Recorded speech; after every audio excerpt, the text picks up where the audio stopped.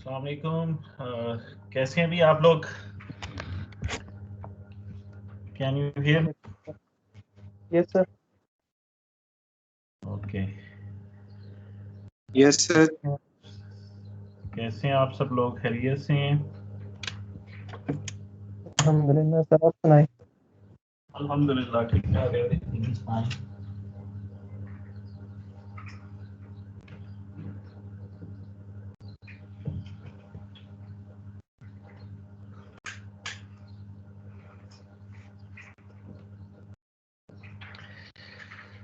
Okay, so let's start our today's lecture. So आज basically जो है हम डिस्कस करने चाह रहे हैं, लास्ट टाइम हमने डिस्कस किया था just an overview of hydrological cycle and various components, और कुछ हमने स्कोप की बात की थी relevant to the subject mean climate change and hydrological cycle variability के क्या जो है स्कोप हो सकता है इस कोर्स में. So today we are going to discuss climate change scenarios. What is physics behind the climate change? And that lecture is actually subdivided into 2 or 3 parts. So today we are going to discuss part A, where we are going to discuss about the common causes of climate change due to human, जिसको हम कहते हैं anthropogenic effect. Maybe you heard that term anthropogenic. Anthropogenic activity mean जो human activity की वजह से climate change होता है. तो वो जो है हम आज उसकी डिस्कशन करने जा रहे हैं और उसके कुछ एविडेंस हैं. I am going to share with those evidence in today's lecture. So as we are familiar with that climate change actually happening through time. ठीक है, इसकी हिस्ट्री जो है वो आप बहुत पीछे भी चले जाए, वेरी लॉन्ग हिस्ट्री है इसकी. बट जब से इंस्ट्रूमेंटेशन जो है वो बेहतर हुई है, या इंस्ट्रूमेंटल रिकॉर्ड जो है साइंटिस्ट के पास, एविडेंस बेहतर हुआ है उस रिकॉर्ड से, तो क्लाइमेट चेंज के ऊपर जो है फिर वो बात भी जो है रिसेंट डिकेड्स में वो ज़्यादा हो रही है. सो globally climate environments have changed, and that always happened, and it is happening now, and it will going to happen in future also. So we cannot stop any change in the environment due to the change in climatic system, but we can adopt some mitigation strategy to reduce that climate change impact on the environment, जिसमें environment में hydrological cycle भी आ जाता है. Okay, so during recent past, and due to the human or anthropogenic activity, earth system जो है उसके साथ interference जो है वो ह्यूमन की बहुत ज़्यादा हो गई है. ठीक है, उसकी एक एग्जांपल मैं क्विकली देता हूँ कि 50 years ago जो ऑटोमोबाइल्स थी वो बहुत कम थी. ठीक है, अब अगर आप देखें तो ऑलमोस्ट एवरी हाउस में, इस्लामाबाद में तो almost every house hold has a car, एक से ज़्यादा भी हैं.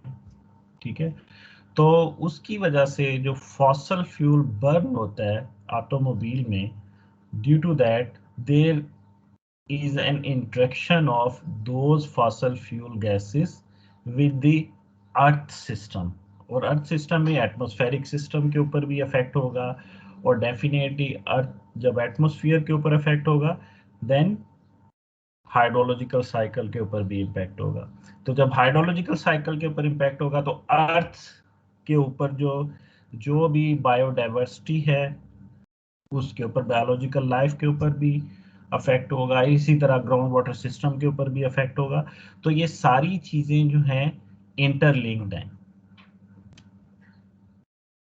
सो detection of anthropogenic impact means human impact जो है उसके लिए जो रिसेंटली है हमारे पास इंस्ट्रूमेंटेशन है या इंस्ट्रूमेंटल रिकॉर्ड है। In addition to that we have also historic data and paleo data. What is paleo data? Can anyone explain what is paleo? कोई आइडिया है?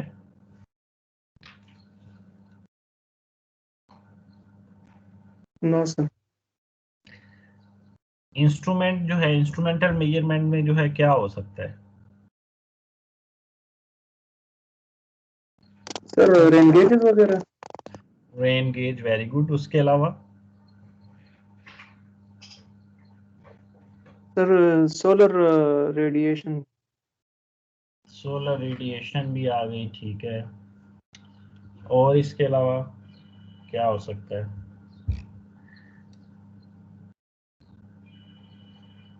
सर डिस्चार्जेस वगैरह मालूम करने के लिए जो स्टेजेस होते हैं। चार्जेस, डिस्चार्जेस जो हैं वो तो थोड़ा सा जो है वो इनडायरेक्ट डेटा है। डायरेक्ट डेटा जो है, डायरेक्ट मेजरमेंट्स कौन सी हो सकती हैं कि जिससे हमें पता लग रहा है कि क्लाइमेट चेंज हो रही है।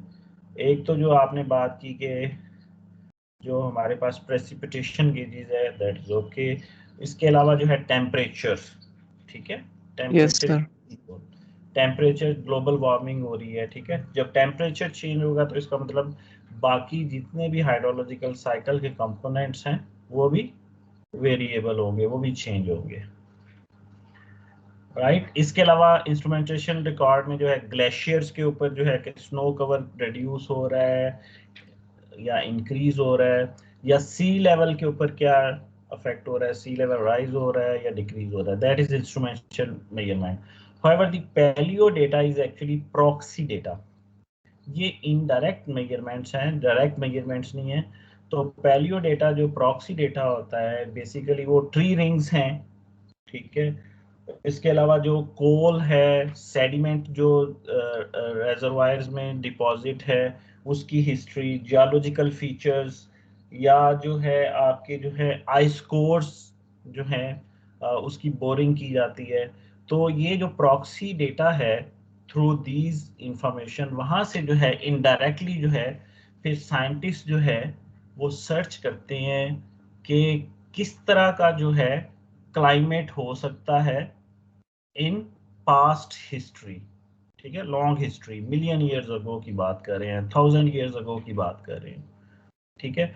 तो ट्री रिंग्स जो हैं हमें बताते हैं लाइफ, ठीक है ना। ट्री रिंग्स का तो आपको पता होगा कि वो सर्कल बनते हैं, तो वो जो हैं ट्री रिंग्स, उसकी जो है लाइफ की बेसिस के ऊपर फिर वो जो है साइंटिस्ट जो है थ्रू जो उनकी अंडरस्टैंडिंग है वो फिर एक्सप्लोर करते हैं कि उस वक्त क्लाइमेट जो है वो किस तरह का हो सकता है पॉसिबल। तो जब हमारे पास इंस्ट्रूमेंटेशन रिकॉर्ड भी है और पैलियो डेटा, हिस्टोरिक डेटा भी है, so it means we can evaluate the potential consequence of climate change on any hydrological process through computer models, ठीक है। तो जो कंप्यूटर मॉडल्स यूज होते हैं क्लाइमेट चेंज स्टडीज में उनको हम कहते हैं global circulation models, means GCM, इसको एब्रीविएट करते हैं जीसीएम से। So who tells us कि there is a climate change? हमें कौन बताता है कि क्लाइमेट चेंज हो रहा है? कोई आइडिया है कौन सा ऑर्गेनाइजेशन है? I am asking from students. USGS sir. No.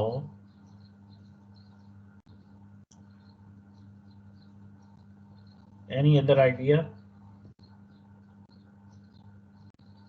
Sir आपने जो वेबसाइट दी थी शायद वो वाली जिससे आपने कहा था कि डेटा डाउनलोड करें।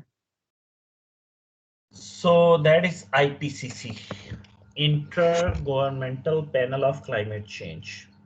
So that is actually a panel of experts for that particular organization, which has various tasks, like firstly to assess the scientific analysis के फिजिकल साइंस क्या है क्लाइमेट चेंज की।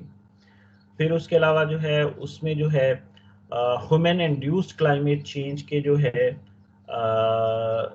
अफेक्ट्स जो हैं वो देखे जाते हैं।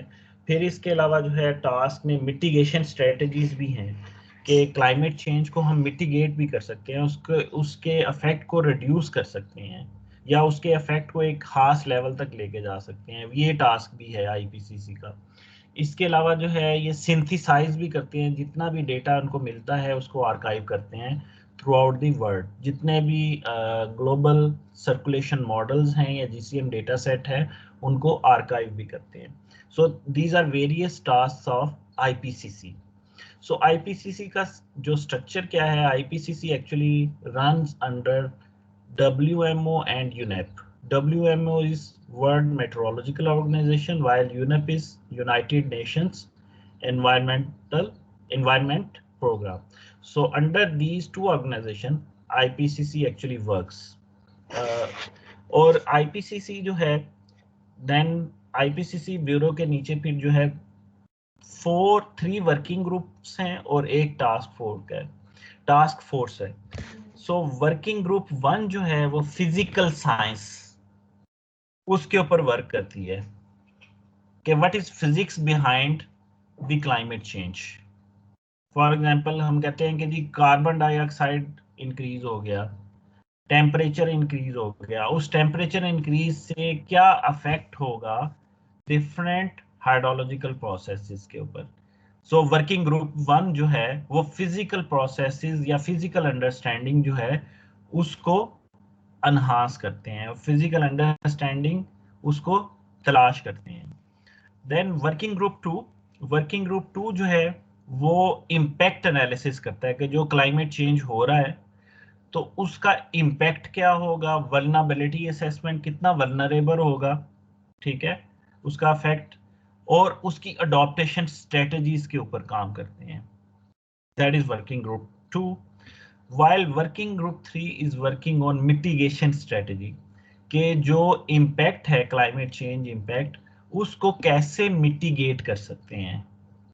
मसलन फॉसल फ्यूल को जो है कैसे जो है उनको रिड्यूस कर सकते हैं, उसको कैसे लिमिट कर सकते हैं, या जो है हम कौन सी स्ट्रेटजी अडॉप्ट करें कि फॉसल फ्यूल बर्निंग की जरूरत ही कम पेश आए। ठीक है, वर्किंग ग्रुप 3 इसके ऊपर वर्क कर रहा है। while the task force is working on inventories of greenhouse gases।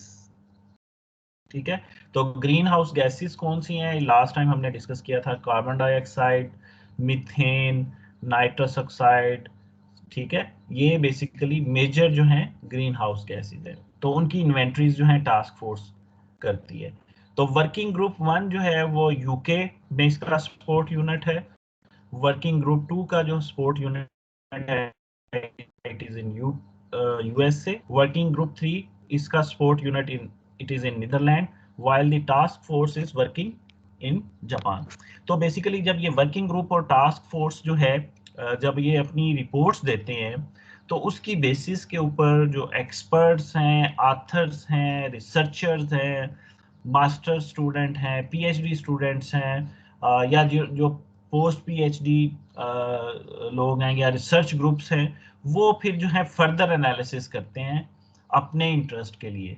कि फॉर एग्जांपल आप में से कोई अगर वर्क करना चाहिए कि इंडस बेसन के ऊपर क्या इफेक्ट हो रहा है क्लाइमेट चेंज के ऊपर, क्लाइमेट चेंज से, ठीक है, इंडस रिवर फ्लो के ऊपर, तो वो जो है फिर जब कोई रिसर्च करता है उसकी फिर कंट्रीब्यूशन अल्टीमेटली जो है थ्रू पब्लिकेशन जो है वो आईपीसीसी को भी पहुंचती है उसकी। तो आईपीसीसी जो है ये एक बहुत बड़ा अम्ब्रेला है। ठीक है, तो इसके अंदर जो है जो जो वर्किंग ग्रुप हैं और टास्क फोर्स हैं, तो ये एक दो जो है इंडिविजुअल नहीं है, बल्कि इसमें जो है हंड्रेड्स ऑफ एक्सपर्ट्स जो हैं वो कंट्रीब्यूशन कर रहे होते हैं इन ईच सेक्टर। और वो आईपीसीसी को रिपोर्ट करते हैं और उसके बाद आईपीसीसी जो है फिर असेसमेंट रिपोर्ट्स जो हैं वो पब्लिश करते हैं। तो वर्किंग ग्रुप्स और टास्क फोर्स जो है वो मैंने उसके एक्सप्लेन कर दी हैं कि उनके जो है टास्क्स क्या हैं। So these tasks are written again in this slides, I am not going to explain again. Okay, तो आईपीसीसी जो है जब वर्किंग ग्रुप और उसके अलावा जो एक्सपर्ट्स जो हैं थ्रू आउट द वर्ल्ड जब उनको रिपोर्ट करते हैं तो आईपीसीसी जो है असेसमेंट रिपोर्ट जो है पब्लिश करती है। तो आईपीसीसी ने जो लेटेस्ट रिपोर्ट पब्लिश की थी दैट इज इन 2014, जिसको हम कहते हैं फिफ्थ असेसमेंट रिपोर्ट, और AR5 ये 2014 में थी। however जो सिक्स्थ असेसमेंट रिपोर्ट है आईपीसीसी की, it is going to publish in 2022, ठीक है, नेक्स्ट ईयर में वो पब्लिश हो जाएगी। उसके ऊपर टास्क जो वर्किंग ग्रुप्स हैं उन्होंने एक आध रिपोर्ट तो अब पब्लिश हो चुकी हैं, लेकिन असेसमेंट रिपोर्ट जो है जो फाइनल रिपोर्ट है वो AR6 वो नेक्स्ट ईयर में अवेलेबल होगी पब्लिक डोमेन के लिए।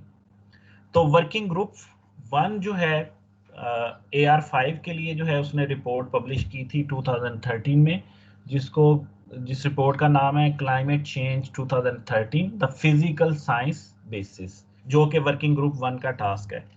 और वर्किंग ग्रुप 2 की जो रिपोर्ट थी that is regarding impacts adaptation and vulnerability, ये 2014 में पब्लिश हुई थी। वर्किंग ग्रुप 3 की रिपोर्ट जो है जो कि मिटिगेशन है ऑफ क्लाइमेट चेंज, ये भी 2014 में पब्लिश हुई थी। और इसके अलावा इन तीनों रिपोर्ट्स का जो वर्किंग ग्रुप 1, 2 और 3 की है सिंथेसिस रिपोर्ट। तो सिंथेसिस रिपोर्ट जो है ये भी 2014 में पब्लिश हुई थी। ये बेसिकली जो 4 रिपोर्ट्स जो डिस्प्ले हो रही हैं, these 4 reports are called fifth assessment reports of IPCC. तो यही जो 4 रिपोर्ट्स हैं जो है 2021 में कुछ और 2022 में पब्लिश होंगी असेसमेंट रिपोर्ट 6 के लिए। तो आईपीसीसी वर्किंग ग्रुप 1 ने जो है 5 असेसमेंट रिपोर्ट्स पब्लिश की हैं। फर्स्ट असेसमेंट रिपोर्ट जो है वो उन्होंने 1990 में पब्लिश की, second in 95, third in 2001, fourth one is in 2007, and assessment report 5 in 2013। तो ये वर्किंग ग्रुप 1 की रिपोर्ट्स हैं जो अभी तक पब्लिश हो चुकी हैं। तो इन रिपोर्ट्स में आपको बहुत ज़्यादा मटेरियल जो है वो मिलेगा regarding physical science basis, what is behind the climate change, what is physics behind the climate change. तो इसकी रिसेंट रिपोर्ट जो है आई विल रिकमेंड के असेसमेंट रिपोर्ट 5 जो है वो आप डाउनलोड करें और इसको एटलीस्ट रीड करें for better understanding. Okay, know the question arises, यहाँ तक तो ये हो गया कि हमें ये भी पता लग गया कि कौन सा ऑर्गेनाइजेशन है जो हमें बता रहा है कि क्लाइमेट चेंज हो रहा है, ठीक है, और उसकी सिंथेसिस और रिपोर्ट्स भी उनके पास हैं। लेकिन अभी तक उन रिपोर्ट्स में हमें अभी तक क्या पता है, what do we know right now, that is really interesting. जो बेसिकली कह लेंगे उसका जो है सिंथेसिस, वेरी सिंपल एनालिसिस जो अभी तक जो है हमें पता है, कंक्लूसिवली जो एनालिसिस हमें पता है। So there are so many climatic parameters जो कि पास्ट डेकेड्स में चेंज हुए हैं, सेवरल क्लाइमेटिक पैरामीटर्स जो कि चेंज हुए हैं। और एविडेंस जो है वो हमारे पास कहाँ से है, फ्रॉम इंस्ट्रूमेंटल रिकॉर्ड्स। और इंस्ट्रूमेंटल मेजरमेंट्स जो है that is available for past 100 to 150 years only. जो हमारे पास इंस्ट्रूमेंटेशन है वो बहुत लॉन्ग टर्म डेटा नहीं है, वो 1 सेंचुरी से लेकर 1.5 सेंचुरी तक हमारे पास इंस्ट्रूमेंटल रिकॉर्ड है। ये लास्ट जो सेंचुरी थी उसकी हम बात कर रहे हैं, उससे प्रीवियस जो है हमारे पास रिकॉर्ड नहीं है। वो रिकॉर्ड जो है हमारे पास पैलियो डेटा ठीक है, जो प्रॉक्सी रिकॉर्ड है वहां से एक्सट्रैक्ट की गई है इंफॉर्मेशन। एनीवे, तो इंस्ट्रूमेंटल मेजरमेंट जो है लास्ट 100 या 150 ईयर्स, वो हमें क्या बताती है? The first evidence is about global mean temperature. As we can see from 1850 to 2000, global mean temperature is increasing. ठीक है, वो इंक्रीज हो रहा है अप टू 19 कह लेंगे 50, वो इतना इंक्रीमेंट नहीं था, लेकिन 1950 से ऑनवर्ड अगर आप देखें टेम्परेचर जो है it is in increasing stage. ठीक है, ये ग्लोबल टेम्परेचर जो है इंक्रीज हो रहा है, and that change is from from 1961 to 1990, जो कि ये आप अब सीसा में देख रहे हैं डिफरेंस फ्रॉम 1961 टू 1990। तो ये डेविएशन है टेम्परेचर की, कौन से ड्यूरेशन से? 1961 से 1990 तक, वो 30 ईयर से डिफरेंस लिया गया है फॉर पर्टिकुलर ईयर और उसको ड्रा किया गया है। Then the second evidence from instrument is global average sea level. So sea level भी जो है ग्लोबली जो है वो हमें यहाँ पे एविडेंस मिलता है इंस्ट्रूमेंट से कि वो भी इंक्रीज हो रहा है विद रिस्पेक्ट टू टाइम। और ये सी लेवल राइज क्यों हो रहा है, इसकी क्या रीजन है? Can anyone explain it?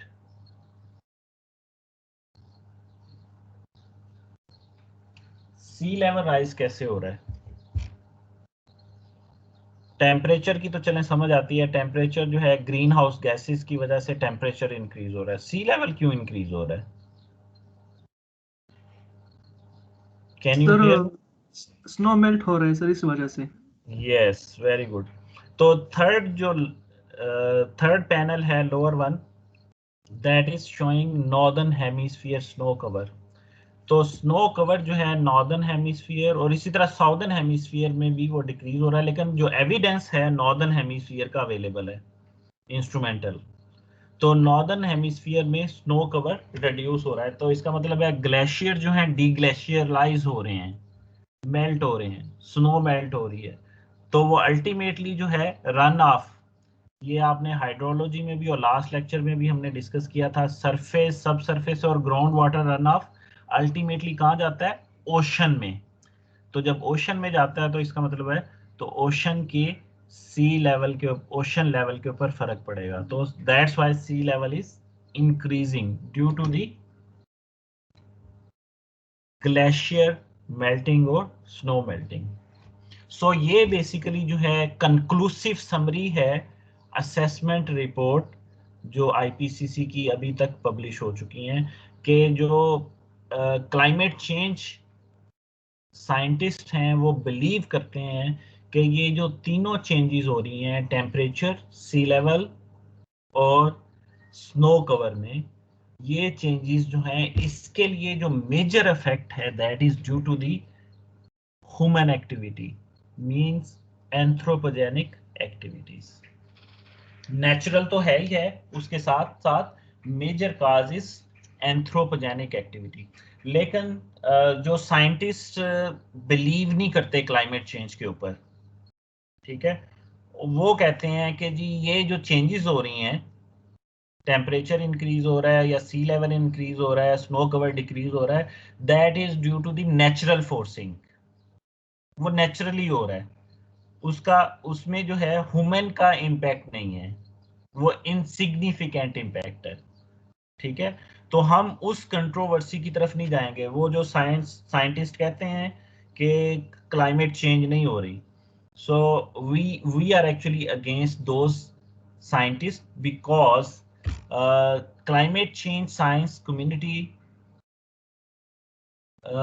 उनके पास एविडेंस है कि ये जो चेंजेस हो रही हैं वो एंथ्रोपोजेनिक एक्टिविटी या ह्यूमन एक्टिविटी की वजह से हैं, not due to the natural forcing. उसके लिए जो है मैं एविडेंस के लिए कमिंग स्लाइड में एक्सप्लेन करूंगा how the climate change scientist believe on that. Okay, इसके अलावा जो है लैंड ओशन जो है उसकी भी वार्मिंग आप देख रहे हैं, ठीक है। ये बेसिकली फिगर शो करिए annual temperature trends for last century, और ट्रेंड्स जो हैं डिग्री सेल्सियस पर डेकेड है। तो आपको ग्लोबली जो है देख रहे हैं कि ज़्यादातर आपको रेड डॉट नज़र आ रहे हैं, एक्सेप्शनल जो हैं कहीं कहीं ब्लू आपको चाइना में नज़र आ रहे हैं, या आपको सेंट्रल अमेरिका में नज़र आ रहे हैं, या आपको कनाडा हाँ कनाडा से जो साउथ की तरफ ओशन है उसमें आपको नज़र आ रहे हैं। But on all other places through out the globe आपको रेड डॉट नज़र आ रहे हैं। मीन्स कि टेम्परेचर जो है सिर्फ ओशन नहीं बल्कि लैंड के ऊपर भी जो है उसका ट्रेंड जो है वो इंक्रीजिंग ट्रेंड है, और पाकिस्तान के ऊपर भी आप देख रहे हैं इंक्रीजिंग ट्रेंड है। So another figure for annual temperature trends in 20th century.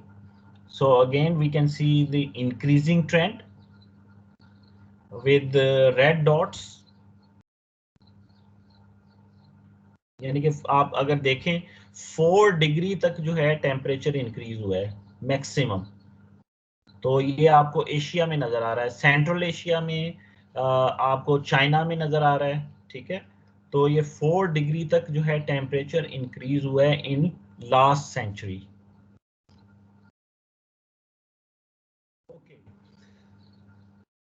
सो ये फिगर जो है ऑब्जर्व टेम्परेचर चेंजेस जो है रिप्रेजेंट कर रही है from 1910 to 2010, almost 100 years, 100 year का ऑब्जर्व टेम्परेचर है। वो सिर्फ कॉन्टिनेंटल एरिया पे नहीं है बल्कि ओशन एरिया के ऊपर भी है। तो जितने भी आपको बॉक्सेस नजर आ रहे हैं येलो बॉक्सेस शो कर रहे हैं कॉन्टिनेंटल रीजन, ब्लू बॉक्सेस जो हैं वो शो कर रहे हैं ओशन रीजन, और 2 बॉक्सेस जो हैं वो वाइट हैं, आर्कटिक जो टॉप के ऊपर है आर्कटिक, और एक लोअर जो है ग्लोब के ऊपर है जिसको एंटार्कटिक कहते हैं जो साउदर्न हेमिस्फीयर में है। तो ये 2 बॉक्सेस जो हैं वो बेसिकली सी आइस के लिए हैं, ठीक है। So firstly let's discuss the yellow boxes जो कि कॉन्टिनेंटल एरिया के ऊपर हैं। तो इन सारे येलो बॉक्सेस में जो हैं एक आपको ब्लैक सॉलिड लाइन नजर आ रही है, और उसके साथ 2 जो हैं आपको कलर में जो है वो शो हो रहा है एक शेडिंग, एक जो है वो पर्पल कलर है और एक जो है ब्लू कलर है, राइट। तो साइंटिस्ट ने जो है कुछ मॉडल्स रन किए जिनमें सिर्फ नेचुरल फोर्सिंग दी गई, नेचुरल फोर्सिंग। तो नेचुरल फोर्सिंग वाले जो मॉडल्स हैं उनका जो रिजल्ट है that is represented with the blue shade, और उसमें जो है कॉन्फिडेंस इंटरवल है 5 to 95%, ठीक है। तो 5 to 95% कॉन्फिडेंस इंटरवल के दरमियान models using only natural forcing are represented with blue shade, while the model using both natural and anthropogenic forcing, anthropogenic mean human forcing, तो वो मॉडल रिप्रेजेंट करें जो शेड है पिंक कलर का, right. तो जो लाइन थी सॉलिड ब्लैक लाइन, ये बेसिकली है ऑब्जर्व डेटा। फॉर एग्जांपल हम एशिया की बात करते हैं, if you can see on the right hand side of the globe, Asia top के ऊपर नजर आ रहा है एशिया। तो मॉडल्स जो कि सिर्फ नेचुरल फोर्सिंग यूज करते हुए रन किए गए, वो जो हैं अंडर एस्टिमेट कर रहे हैं टेम्परेचर इंक्रीज को, ठीक है। While the model using both natural and anthropogenic forces, वो जो है ट्रेंड वही शो कर रहे हैं जो कि ऑब्जर्वेशन ट्रेंड है। मींस कि वो जो पिंक शेड है उसका ट्रेंड सेम है जैसा कि ब्लैक ऑब्जर्व डेटा है टेम्परेचर का। राइट। तो इसका मतलब ये हुआ कि एंथ्रोपोजेनिक इफेक्ट जो है उसकी वजह से जो है ये इंक्रीज इन टेम्परेचर है। नेचुरल फोर्सिंग वाले मॉडल तो वो इंक्रीज नहीं शो कर रहे, ठीक है, वो शो कर रहे हैं कि जो है there is almost no change, ठीक है, इनसिग्निफिकेंट चेंज है, ठीक है, सेम सेम है ऑलमोस्ट टेम्परेचर। लेकिन जो पिंक कलर वाले शेड मॉडल हैं वो बता रहे हैं कि एंथ्रोपोजेनिक फोर्सिंग जब ऐड करते हैं मॉडल में तो मॉडल रिप्रेजेंट करते हैं same trend as the observed solid black line are showing for each of the continent. और इसी तरह हर ओशन एरिया के ऊपर भी सेम जो है रिप्रेजेंटेशन है। ओशन के ऊपर भी टेम्परेचर जो इंक्रीज हो रहा है that is due to the anthropogenic impact. while on the Arctic and Antarctic, जो बेसिकली वाइट कलर के बॉक्सेस हैं जो टॉप के ऊपर है आर्किटिक और नीचे डाउन के ऊपर साउदर्न हेमिस्फीयर में अंटार्कटिक जो आपको एरिया नजर आ रहा है, ये शो कर रहे हैं basically decrease in snow cover. Arctic में तो आपको क्लियरली शो हो रहा है डिक्रीज इन स्नो कवर, लेकिन जो अंटार्कटिक है उसमें स्नो कवर जो है उसकी जो ऑब्जर्वेशन शो करी है ऑलमोस्ट सेम स्नो कवर, बहुत ज्यादा डिक्रीज नहीं है, लेकिन आर्कटिक में नॉर्दर्न हेमिस्फीयर में डिक्रीज हो रहा है। और ये डिक्रीज जो है आर्कटिक में that is due to the anthropogenic forcing. Okay, so let's discuss three bottom, जो बॉटम के ऊपर जो पैनल्स हैं जो ग्लोबल एवरेज के नीचे हैं। लैंड सरफेस जो है ये ग्लोबल है। First figure on the left hand side ये शो करी है कि जितना भी कॉन्टिनेंटल एरिया है उसके ऊपर टेम्परेचर इंक्रीज हो रहा है, जितने भी कॉन्टिनेंट्स हैं थ्रू आउट द ग्लोब, और उसमें भी एंथ्रोपोजेनिक इफेक्ट जो है वो क्लियरली हमें नजर आ रहा है मॉडल्स में। और land and ocean surface, mean land और ओशन सरफेस दोनों को कंबाइन कर लें तब भी जो है इंक्रीज इन टेम्परेचर है, which is again having affect due to the anthropogenic forces. इसी तरह ओशन हीट कंटेंट्स जो हैं वो भी इंक्रीज हो रहे हैं, और इसमें जो है डिफरेंट ऑब्जर्वेशन है। सॉलिड आपको जो लाइन नजर आ रही हैं ब्लैक कलर की और ग्रे कलर की, ये डिफरेंट ऑब्जर्वेशंस हैं ओशन हीट कंटेंट की। तो वो ट्रेंड जो है वो सेम है as for the model using both natural and anthropogenic forcing. अच्छा, एक चीज जो है वो मैं स्टार्ट में मुझे बतानी चाहिए थी वो मैं स्किप कर गया, कि अनोमलीज, ये बेसिकली जितने भी आपको ट्रेंड्स नजर आ रहे हैं मॉडल्स के या ऑब्जर्वेशन के हैं, ये रिप्रेजेंट कर रहे हैं डेविएशन या अनोमलीज, ठीक है। अनोमलीज या डेविएशन जो कि ये राइट साइड के ऊपर लिखा गया है कि anomalies are given relative to 1880 to 1919 for surface temperature, ठीक है, कि फॉर पर्टिकुलर ईयर जो है अनोमली जो है या डेविएशन वो किस ईयर के एवरेज से ली गई for surface temperature for 1880 to 1919, ठीक है। फॉर ओशन हीट कंटेंट जो है 1960 से 1980 का एवरेज लेके फॉर ईच ईयर जो भी एब्सोल्यूट वैल्यू थी उसको उस उससे एवरेज जो है 1960 से 1980 का ओशन हीट कंटेंट वो सब्ट्रैक्ट किया गया, दैट इज अनोमली। इसी तरह सी आइस के लिए जो है for particular year absolute value minus average of 1979 to 1999 जो सी आइस था, वो डेविएशन जो है वो शो की गई है। तो ये डेविएशन को जो है हम क्लाइमेट जो चेंज या जो क्लाइमेट चेंज साइंटिस्ट जो है उसको जो कीवर्ड यूज करते हैं उन डेविएशंस को अनोमलीज कहते हैं। सो anomalies represents deviation of absolute value from long term climatology. तो लॉन्ग टर्म क्लाइमेटोलॉजी कौन सी है? जो surface temperature, ocean heat content और सी आइस की ये ड्यूरेशन लिखे गए हैं राइट हैंड साइड के ऊपर। Any question until no?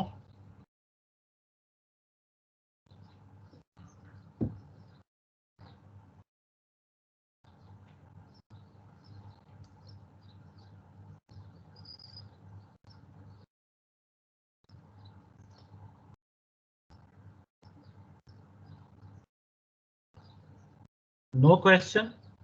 So that's why, according to these observation in this slide, in addition to models using natural forcing or model using both natural and anthropogenic forcing, climate change जो scientists हैं, they believe कि उन model का result जो है ज्यादा अच्छा है या रिप्रेजेंटेटिव है, नियर टू द ऑब्जर्वेशन है, जिन मॉडल्स में natural plus anthropogenic forcing add की गई. That's why they believe that the anthropogenic फोर्सिंग्स are actually changing the climatic system. Right, ये जो मैंने प्रीवियस स्लाइड में बात की थी. तो ये हमारे पास जो है क्लाइमेट चेंज साइंटिस्ट के पास जो है ये एक एविडेंस है जो ये इस फिगर में एक्सप्लेन किया गया है. Over the continental area, over the ocean area, over the glacier region like Arctic reason.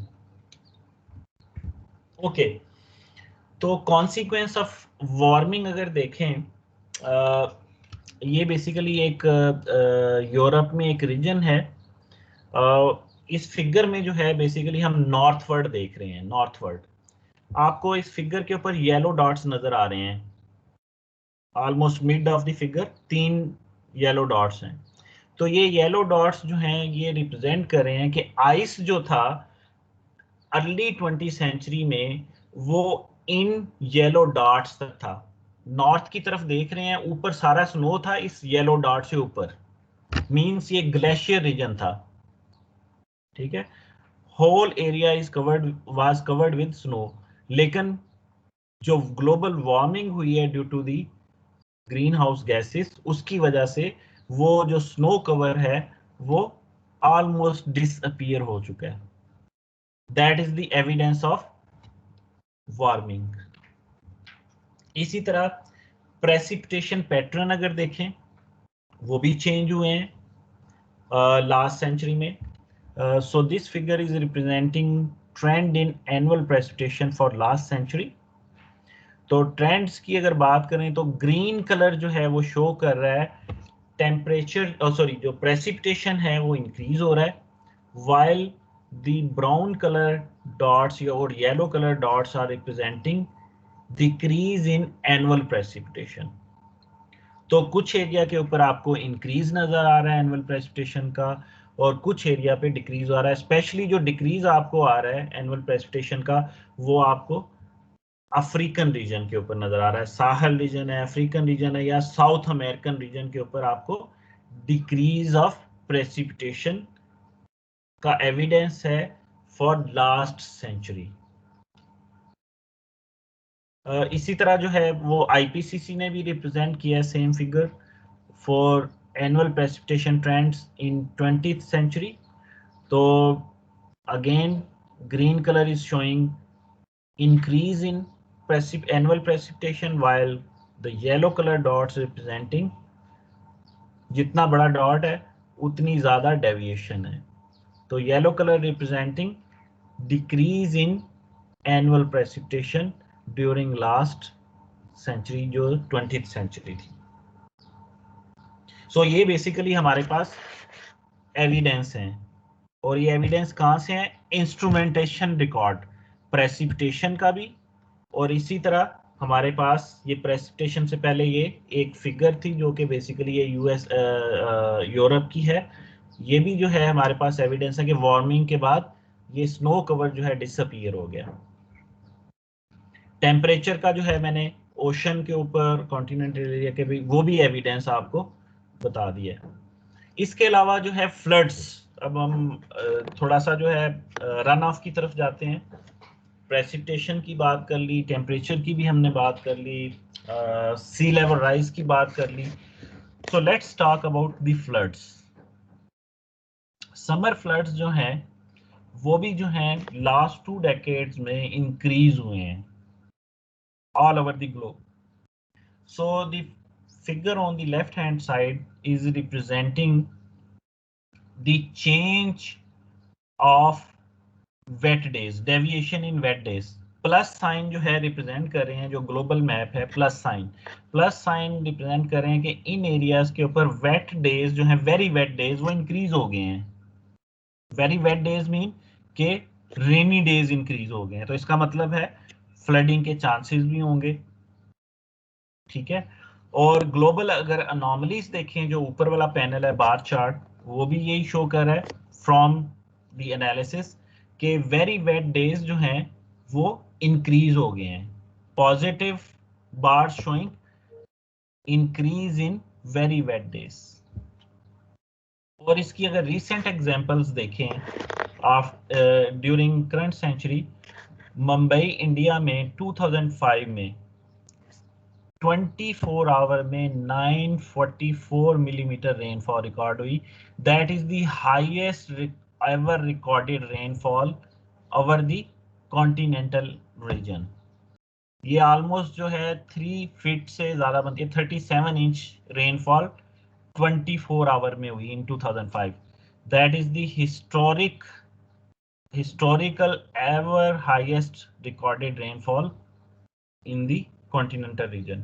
इसके अलावा सिंगापुर में जो है 2010 2011 ये फ्लडिंग, आप अर्बन फ्लडिंग देख रहे हैं। थाईलैंड में भी जो है फ्रीक्वेंसी ऑफ फ्लड जो है 2011 में भी थी, 12 13 ऑलमोस्ट एवरी ईयर जो है। सो एक्सक्यूज मी, मैं जरा एक कॉल रिसीव कर लूं, then I will talk you.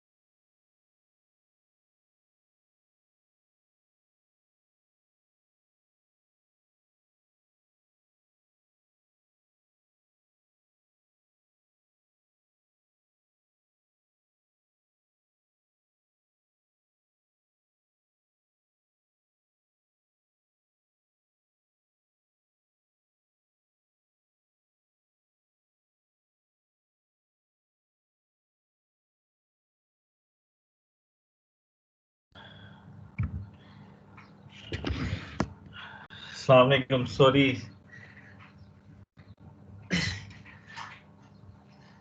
कुछ वो गेस्ट आ गए हैं, सो I have to welcome them. So anyway, I am going to continue. So examples मैंने बता दी कि फ्लड्स की जो है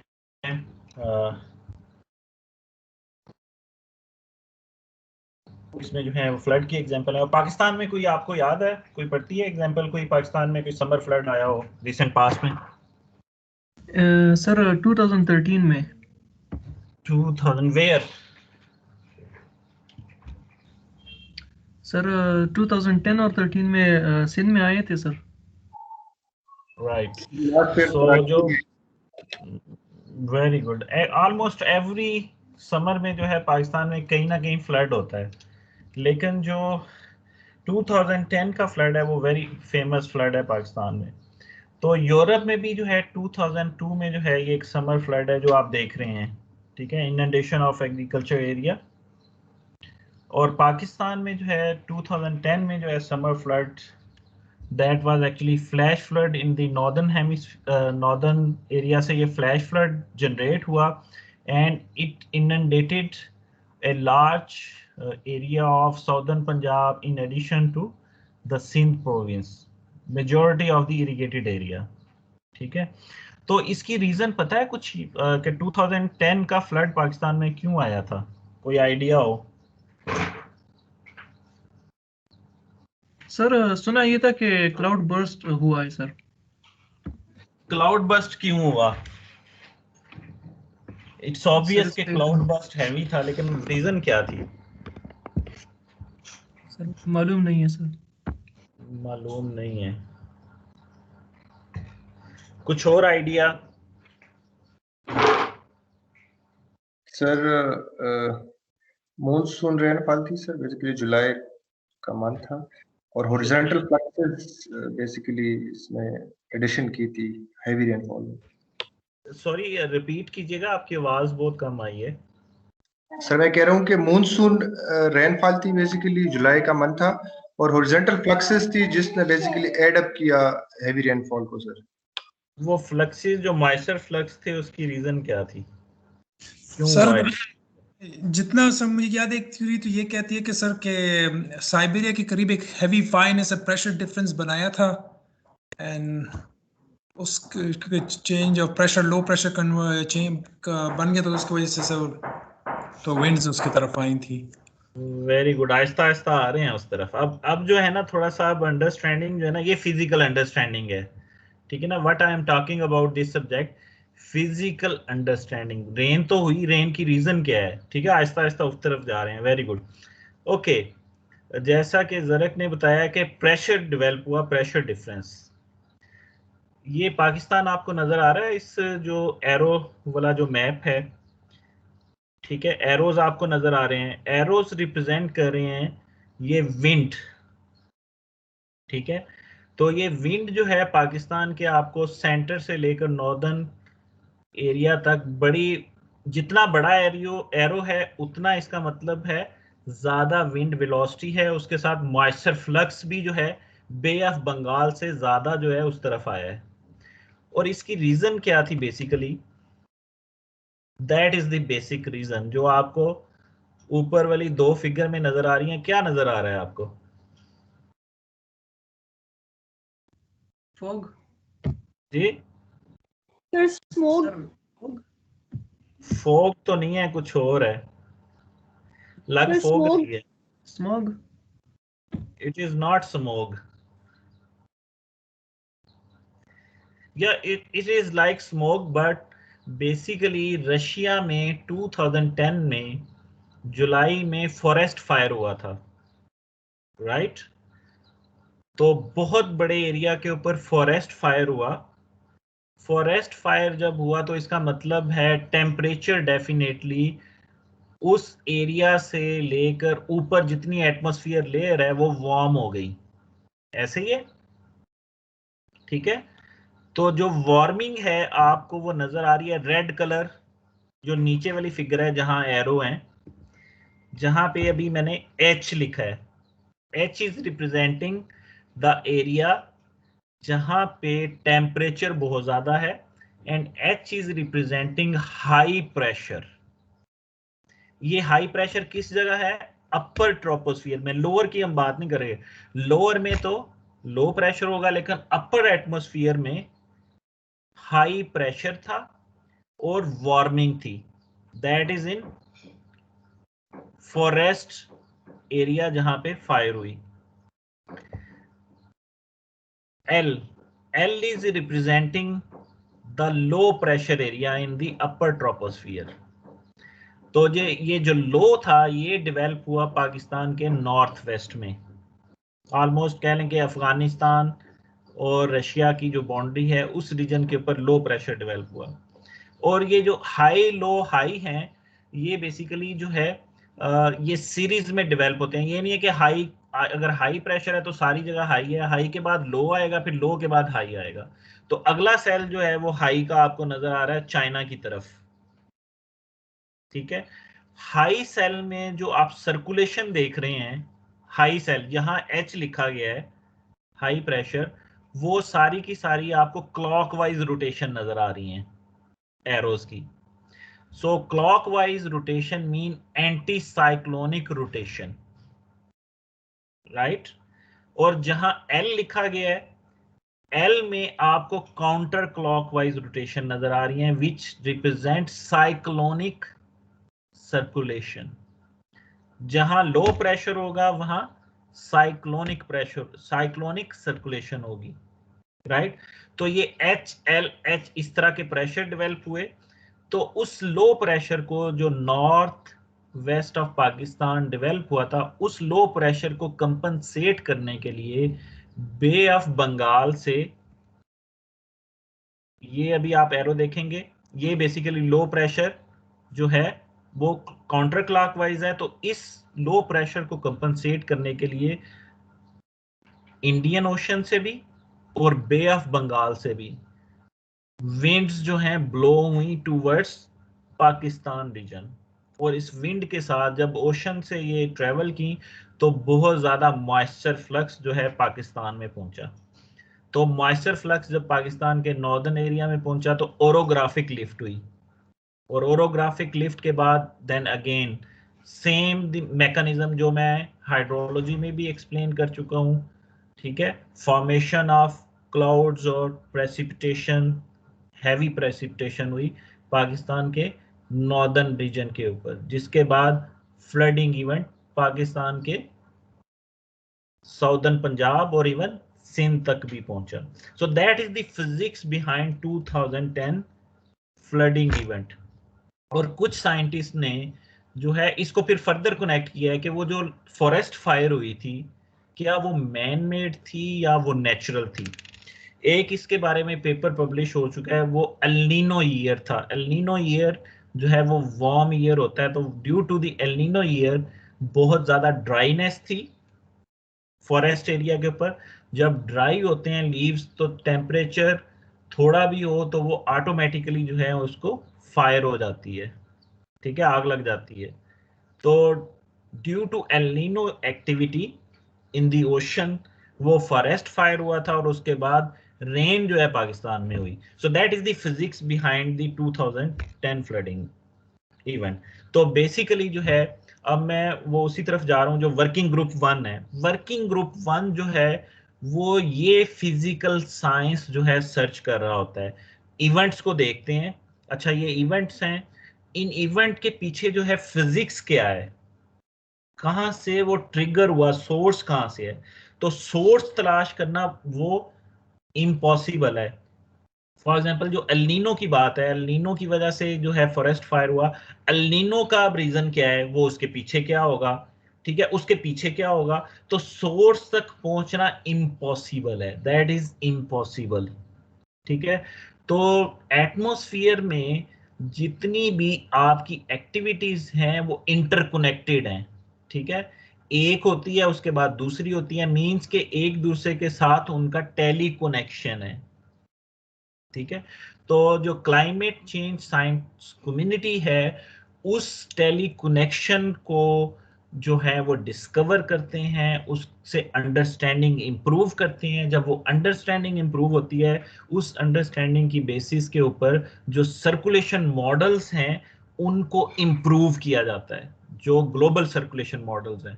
जब ग्लोबल सर्कुलेशन मॉडल जो है, इस तरह का इवेंट जो 2010 का इवेंट है, after enhancing the understanding or incorporating that understanding in the circulation model, अगर वो मॉडल रिप्रोड्यूस करते हैं रिजल्ट्स जो अंडरस्टैंडिंग होती है साइंटिस्ट की, तो वो कहते हैं that model is good. Okay, तो हमारा एविडेंस आ जाता है मॉडल के ऊपर। Then we can use that model for other events. But last but not the least, every atmospheric anomaly, ये पाकिस्तान की अनोमली थी 2010 की। अनोमली मीन कि बहुत ज्यादा प्रेसिपिटेशन, अबव एवरेज प्रेसिपिटेशन हुई, वेल अबव। तो ये अनोमलस सिचुएशन जो है, ये यूनिक इवेंट्स की करेक्टरिस्टिक्स जो हैं वो सिमिलर नहीं होती, वो डिफरेंट होती हैं। हर दफा जो है उनकी करेक्टरिस्टिक्स या फिजिक्स जो है उसके पीछे वो डिफरेंट होती है। तो साइंटिस्ट जो हैं इन फिजिक्स को डिस्कवर करने के लिए, अंडरस्टैंडिंग करने के लिए अपना टाइम जो है लगाते हैं और उसकी बेसिस के ऊपर फिर मॉडल्स को रन करते हैं। और बेसिकली ये जो मेरा पीएचडी का जो टॉपिक था, that is actually relevant to the understanding of monsoon events in Pakistan. तो ये इवेंट भी जो था, ये मैंने स्टडी किया था अपनी पीएचडी में। इसके अलावा बहुत सारे और इवेंट्स थे। सिर्फ मैंने वेट इवेंट्स नहीं, ड्राई इवेंट्स के ऊपर भी जो मैंने फिजिकल अंडरस्टैंडिंग डेवलप करने की कोशिश की थी कि किन रीजंस की वजह से जो है पाकिस्तान में समर में रेनफॉल वेल बिलो एवरेज होती है, मींस ड्राई कंडीशन। ये मेरा बेसिकली पीएचडी का टॉपिक है। एनीवे, ड्राउट्स, इसके अलावा फ्लड्स के अलावा ड्राउट्स भी हैं, सिर्फ फ्लड्स नहीं है, ड्राउट्स। तो ये MPDSI जो है, ये पार्मर ड्राउट सीवियरिटी इंडेक्स है, दैट रिप्रेजेंट्स द ड्राइनेस। और बेसिकली जो आपको रेड और येलो कलर नजर आ रहा है, ये रिप्रेजेंट कर रहे हैं कि इन एरिया में जो है डेफिसिट है मॉइस्चर, ड्राउट है कंडीशन, ठीक है। और जो येलो ब्लू कलर आपको नजर आ रहा है, just like in the south American region, ठीक है, उसमें आपको ब्लू नजर आ रहा है। ब्लू और ग्रीन कलर जो शो कर रहे हैं, इन रीजन के ऊपर सॉइल मॉइस्चर इनफ है, ड्राई कंडीशन नहीं है। तो पाकिस्तान में जो है ड्राउट जो है 1998 से 2002, ऑलमोस्ट 4 इयर्स का ड्राउट पीरियड था, जिसका ये एक मैप है, इमेज है। ऑस्ट्रेलिया में जो है फ्रीक्वेंट ड्राउट्स होते हैं, ठीक है। और इसके अलावा जो है मेकॉन्ग रिवर बेसन जो कि पेरिनियल फ्लो था, ये बेसिकली ट्रांसबाउंड्री रिवर है जो कि चाइना, म्यांमार, नेपाल, इन रीजन से होता हुआ जो है बेसिकली जो है ये साउथ चाइना सी में गिरता है, ये जो है मेकॉन्ग रिवर। तो ये जो है ड्राई हो चुका है ऑलमोस्ट। तो फ्लडिंग के साथ साथ ड्राउट्स इवेंट जो हैं वो भी जो है चेंज हो रहे हैं। सो इसका मतलब है हम असेस कर सकते हैं यूजिंग क्लाइमेटिक जो चेंजेस हैं कि किसी भी रीजन के ऊपर फ्लडिंग इवेंट्स के ऊपर क्या इम्पैक्ट होगा, ड्राउट के ऊपर इम्पैक्ट क्या होगा, टेम्परेचर के ऊपर क्या इम्पैक्ट होगा। तो टेम्परेचर के रिलेटेड जो है हीट वेव्स हैं, ठीक है। So we can study any of the extreme events relevant to the climate change. इस तरह लो लेवल जो है वाटर लेवल जो है रिकॉर्ड हुए थे यूरोप में इन 2003। तो ये कनाल है, उनकी बड़ी फेमस कनाल थी जो कि बिल्कुल जो है 2003 में आपको नज़र आ रहा है कि जो ये शिप है, ठीक है, तो वो जो है बेसिकली उसको पार कर दिया गया है, ठीक है। तो वो जो है नेविगेशन जो है अफेक्ट होगी 2003 में। तो जितनी मोबिलिटी थी इन शिप से, ठीक है, तो वो सारी जो है वो रुक गई 2003 में। तो इन शिप्स के लिए जो रिक्वायरमेंट होती है कि लो लेवल वाटर, लो जो वाटर लेवल है वो इतना होना चाहिए कि नेविगेशन स्टॉप ना हो, लेकिन 2000 में उस लेवल से भी नीचे वाटर लेवल थे।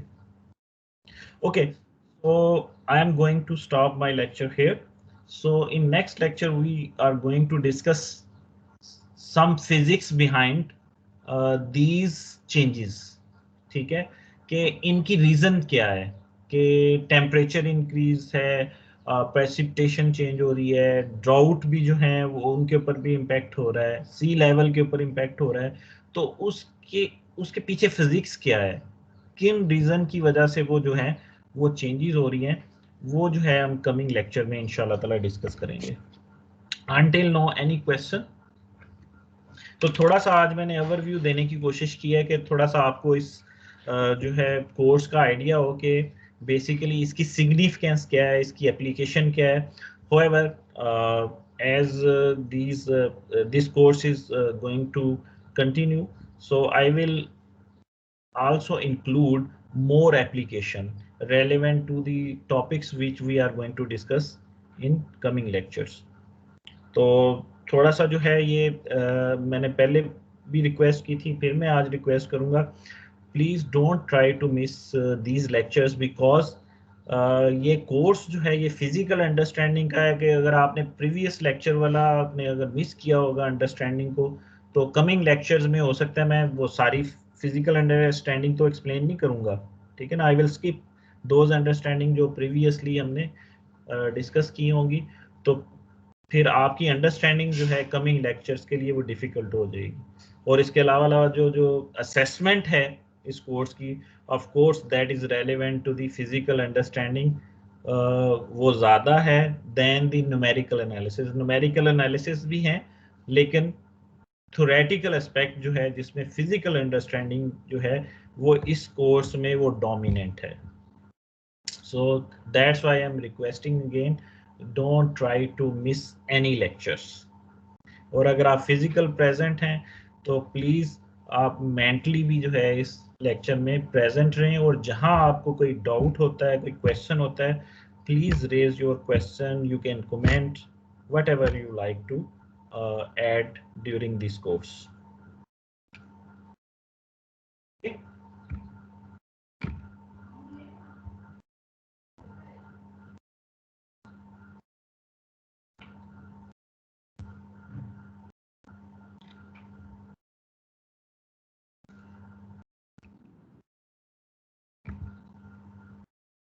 Okay, any question?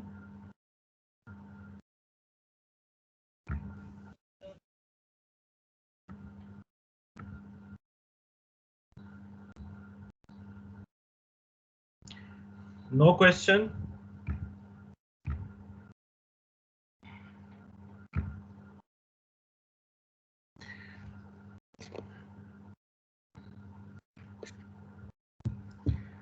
Okay, then see you next week inshallah.